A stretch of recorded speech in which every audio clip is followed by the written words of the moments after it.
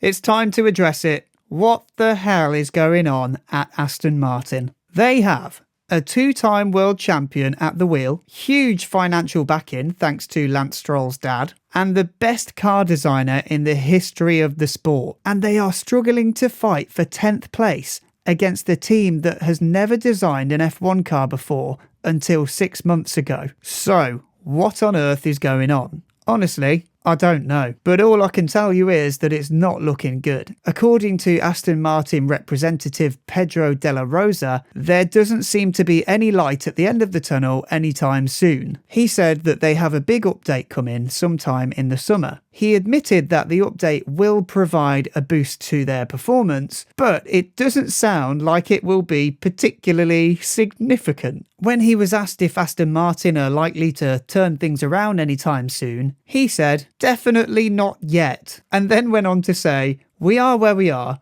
It's a difficult start, especially because we're in a position that we were not expecting to be in. However, there's a lot of things happening behind the scenes in the factory, which makes them believe that their upgrades and all the significant changes that they'll introduce around the summertime will deliver." I just don't understand how it's gone so downhill for them in a matter of just a few years. In 2023, they were regularly on the podium with Fernando Alonso. It's something that we all absolutely love to see, Fernando Alonso back on the podium. Aston managed to get 8 podiums that year, all of them by Alonso, and they finished 5th in the constructors' standings. But it seems like that success was very short-lived. If things don't improve soon, they could be at risk of losing Alonso, and probably not even to another team. He'll just retire. I mean, he is 44 years old now, so you have to think, how many years does he really have left in him to be competing with the roster of young bucks that we have in the sport currently? He's old enough to be half the grid's dad. Maybe he is. Maybe he was getting busy in the early 2000s after all those races he was winning all around the world. But at the moment, he seems completely unhappy. And it's not just the Aston Martin car that he's struggling with. He just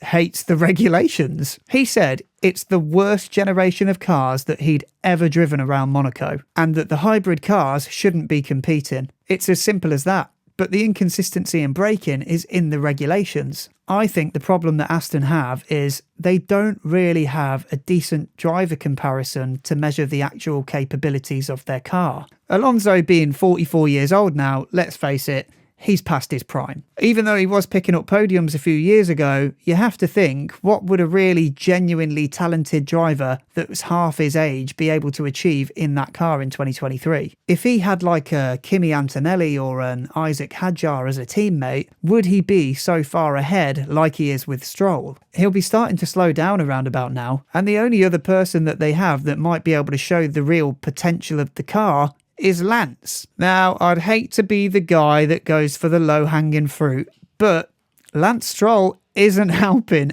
at all. He just absolutely loves putting it in the wall and getting himself beached. His love for the car demolition game is unmatched. Sure, he comes with major financial backing, but that hasn't really proved to be very effective, has it? Since acquiring the legendary Adrian Newey, they've actually taken leaps back rather than steps forwards. I'm just really unsure how they're going to turn this around. It's really not a great look for them when their main objective is to not be last place. But it looks like they might be in for a whole season of that. I don't know, what do you guys think? Should Aston start looking at other driver options? Is Lance Stroll holding the team back? Will Alonso want to stick with them for another year? Or are they just completely doomed forever whilst Lawrence Stroll is running the show? If you made it to the end of the video, thank you so much for watching. And if you enjoy my videos, please do hit the like and the subscribe button. It is the best way to support the channel. Cheers.